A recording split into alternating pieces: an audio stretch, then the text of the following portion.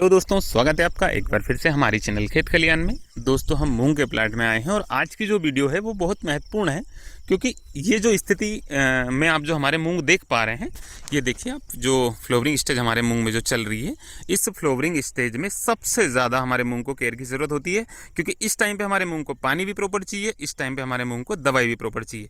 और इस टाइम पर ही किसान के पास पानी की थोड़ी कमी आती है कि इस टाइम पे वाटर लेवल थोड़ा सा नीचे चला जाता है, और इस टाइम पे ही मारू का जो इल्ली है उसका भी अटैक सबसे ज़्यादा रहता है।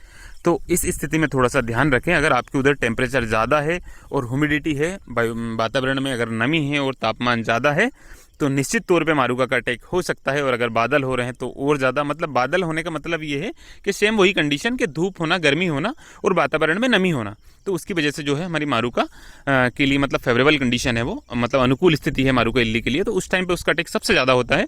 और ये जो स्थिति है जो आप देख रहे हैं मूंग की, इसमें इस समय फूल आ गए हैं और फलियाँ भी अब बनने लगी है।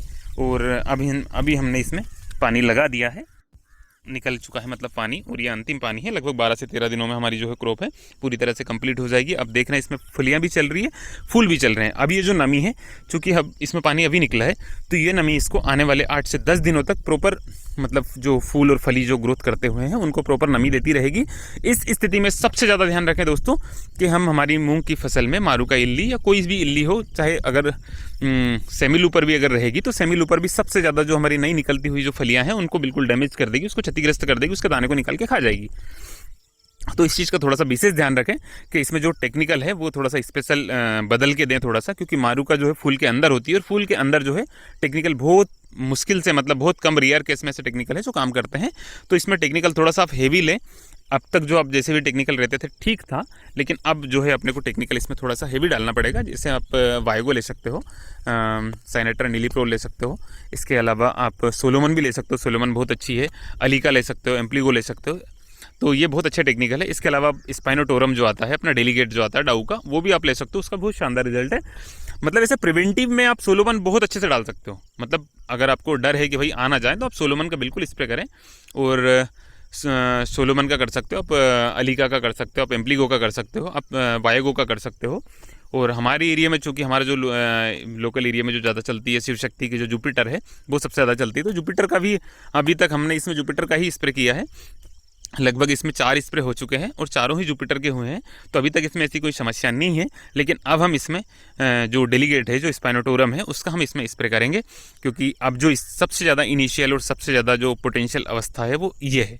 क्योंकि इस स्थिति में सबसे ज़्यादा नुकसान इसी में होगा और सबसे ज़्यादा फायदा भी इस स्थिति में होगा। अगर हमने हमारी मूंग की फसल को मारूका से बचा लिया तो हमारी जो है मूंग का उत्पादन जो है वो निश्चित तौर पे बहुत अच्छा आएगा, बहुत शानदार आएगा।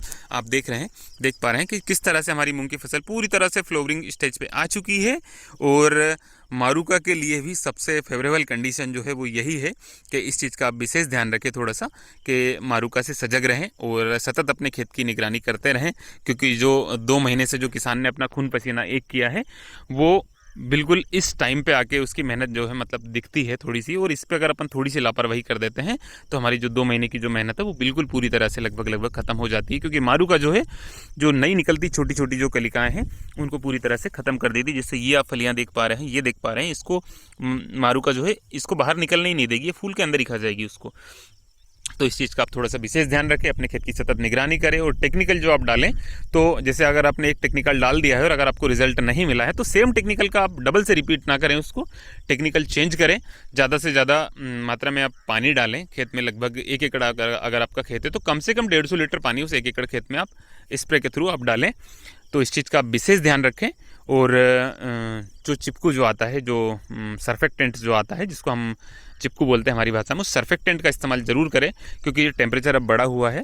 और शाम के टाइम लगभग 5:30-6 बजे के बाद ही आप स्प्रे करें, क्योंकि मौसम थोड़ा सा ठंडा हो जाता है। जो हमारी दवाई है उसका ज़्यादातर हिस्सा हमारे पौधों को अब्जॉर्ब कर पाते हैं। वेपोराइज जो है, मतलब बाष्प बन के जो है हमारा कम से कम पार्ट उसका उड़ पाता है, तो उसका रिजल्ट भी हमें बहुत अच्छे तरीके से, बेटर तरीके से रिजल्ट मिलता है। तो इस स्थिति में सबसे ज़्यादा सावधान रहें दोस्तों। और मतलब इसके बाद में, जैसे इस स्थिति में अगर आपका मूंग है ये कंडीशन में, तो इसमें आपको सिर्फ 1 स्प्रे और लगेगा। 1 स्प्रे मतलब ये मानो कि अभी लगभग 12 दिनों बाद जब हम इसका वीडियो बनाएंगे तब आप देख पाएंगे कि इसमें पूरी फलियां सूख चुकी होंगी और जो है हमारी जो फूल की संख्या है वो बिल्कुल कम हो जाएगी, क्योंकि उस टाइम पे 10 से 12 दिन बाद अब इसमें नमी भी नहीं रहेगी। तो नमी जब नहीं रहेगी तो उसमें जो ऊपर वाले फूल आने वाले रहेंगे वो भी बिल्कुल कम हो जाएंगे। देखिए अब जो कहीं कहीं आप जो थोड़े थोड़े धब्बे देख पा रहे हैं, वहाँ पे ये है कि वहाँ पे पानी थोड़ा सा लेट गया था, इसलिए वहाँ पे फूल की बहार कम आई है। बाकी आप फूल देख सकते हैं, पूरे प्लाट में हमारे में फूल आ चुके हैं। और अब टाइम लगभग 6 बज चुके हैं और शानदार फसल है। और ये जो हमारे जो PDM 139 है, ये अभी इसमें प्रॉपर डार्कनेस लगभग आ चुकी है और 3 से 4 दिनों में हम इसमें भी हम पानी लगा देंगे। अब इसमें डार्कनेस आई है तो मैं जो आपको पिछले वीडियो में बता रहा था कि पानी जो अपन मूंग में दें वो प्रॉपर डार्कनेस आने के बाद में दें, तो मैं अब इसमें आपको बताता हूँ हमने इसमें एक ही पानी दिया है अभी तक।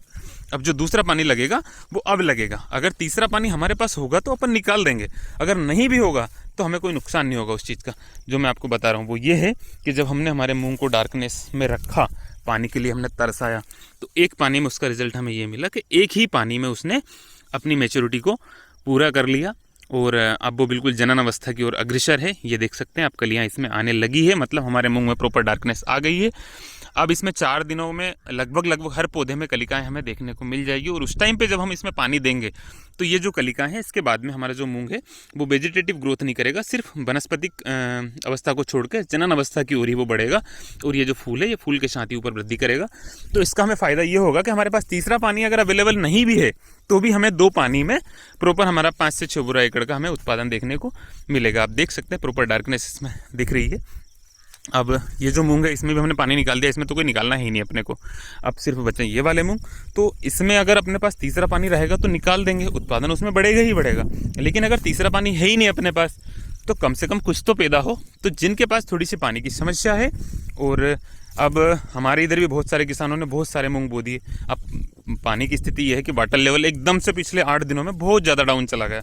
जहाँ हमारी 4 मोटर चलती थी, 4 को मिला के अब 2 मोटर चल रही है। एक ये ट्यूबवेल हमारा आम के पास है, ये चल रहा है थोड़ा, बाकी ये वाला कुआं भी कम पड़ गया है, एक वो वाला ट्यूबवेल भी कम पड़ गया है।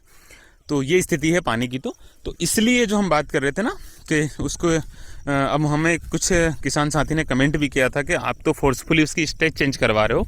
तो स्वाभाविक सी बात है कि अपन फोर्सफुली उसकी स्टेट जो अवस्था है उसको अपन बदल रहे हैं। तो बदलने का अपना रीज़न सीधा सा बस इतना ही है कि अगर हम उसको प्रॉपर डार्कनेस के साथ पूरी स्ट्रेस में अगर उसको रखेंगे तो वो अपनी अवस्था को जल्दी से कन्वर्ट कर लेगा। जो उसकी वेजिटेटिव से रिप्रोडक्टिव में जाने की मान लो 10 दिन की अवस्था है, तो हम उसको 7 दिन का कर रहे हैं, 6 दिन का कर रहे हैं। मतलब उसको हम फोर्सफुली कर रहे हैं लेकिन उसको अवधि को छोटा कर रहे हैं। तो छोटा करने का हमारा सीधा सा मतलब जो फ़ायदा हमें ये मिलेगा कि इसमें जो फूल की कलिकाएं आने लगी है, मतलब आने लग गई है कलिकाएं, ये आप देख रहे हैं हर पेड़ में आपको कलिकाएं दिखेगी। ये दिख रही है आपको इसमें, ये आपको यहाँ पे इसमें दिख रही है। तो आने वाले 4 दिनों में हर पेड़ में अपने को कलिकाएं दिखने लगेगी। फिर जो अपन पानी देंगे तो वो जनन अवस्था में ही चलेगा और जल्दी से जल्दी मतलब फूल को फली में कन्वर्ट करके अपनी जो है अवधि को पूर्ण करेगा। और अगर आपको जानकारी पसंद आई हो तो वीडियो को लाइक करें, शेयर करें, और आपके अगर कोई सुझाव है, कोई बात है, या मतलब मुझसे कोई अगर कंप्लेंट है तो आप आपकी बात कमेंट बॉक्स में रख सकते हैं। हम प्रॉपर तरीके से आपके कमेंट का जवाब देंगे। और मैं कृषि विभाग में कार्यरत हूँ। कृषि विभाग में पदस्थ होने के नाते हमारी ज़्यादा से ज़्यादा कोशिश मंशा यही रहती है कि हमारे किसान साथियों तक सटीक से सटीक और अच्छी से अच्छी शॉर्ट एंड स्वीट जानकारी पहुँच पाए, ताकि वो कम लागत में अधिक से अधिक उत्पादन ले पाए और साथ ही साथ अपनी जो मिट्टी है उसको भी बेहतर तरीके से मेंटेन कर पाए। तो मिलते हैं दोस्तों नेक्स्ट वीडियो में। धन्यवाद।